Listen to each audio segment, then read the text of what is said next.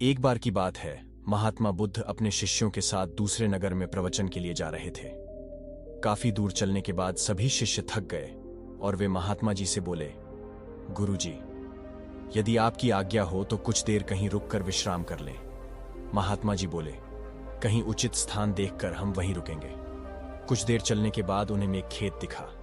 उस खेत पर एक बुजुर्ग और एक छोटा बालक खेत जोतने का काम कर रहे थे।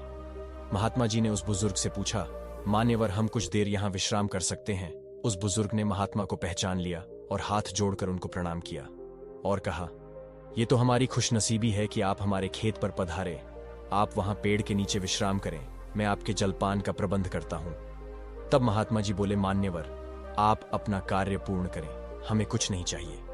फिर भी वह बुजुर्ग नहीं माने और महात्मा जी को कुछ फल तोड़कर और उन्हें जल देकर वह बुजुर्ग अपने काम में व्यस्त हो गए। सभी शिष्यों और महात्मा जी ने फल और जल ग्रहण किया और सभी वही विश्राम करने लगे। फिर वह बुजुर्ग निरंतर अपना कार्य करते रहे। तभी उस बुजुर्ग का पोता काम करते करते थक गया और मन में सोचने लगा, अभी आधा खेत ही जुता है, आधा खेत अभी बाकी है। मैं कुछ देर विश्राम कर लूं, फिर आधा खेत जोतूंगा। ऐसा सोचकर वह एक पेड़ के नीचे जाकर विश्राम करने लगा। पेड़ की ठंडी ठंडी हवा से उस बुजुर्ग के पोते की आंख लग गई, लेकिन वह बुजुर्ग निरंतर अपने कार्य में लगे रहे। जब उस बुजुर्ग का पोता अपनी नींद से जागा, तब तक उस बुजुर्ग ने सारा खेत जोत लिया। वह नजारा महात्मा जी और उनके शिष्यों ने देखा। तभी महात्मा जी से उनके शिष्य बोले, गुरुजी, इन बुजुर्ग की उम्र इतनी अधिक होने के बावजूद भी बिना विश्राम किए ही उन्होंने सारा खेत जोत लिया, और दूसरी ओर तुम्हारे पोते की उम्र उनसे छोटी होने के बावजूद भी आधा खेत जोत कर विश्राम करने चला गया। ऐसा जोश सराहनीय है। उन बुजुर्ग में ऐसा जोश देखते ही बन रहा है, और वही उनका पोता आलस्य में आकर विश्राम करने चला गया।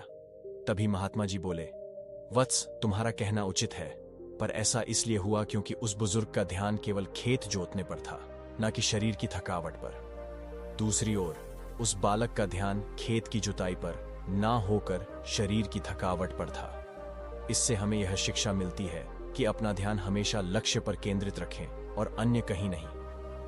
यह कहकर महात्मा जी और उनके शिष्य उस बुजुर्ग का अभिवादन करके अपने मार्ग पर चल दिए।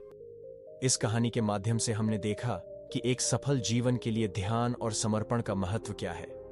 यह हमें याद दिलाता है कि अपने लक्ष्य को प्राप्त करने के लिए हमें समय समय पर विश्राम करना जरूरी है, लेकिन इसका मतलब ये नहीं है कि हमें अपने कामों में आलस्यपूर्वक ढलने की इजाजत है।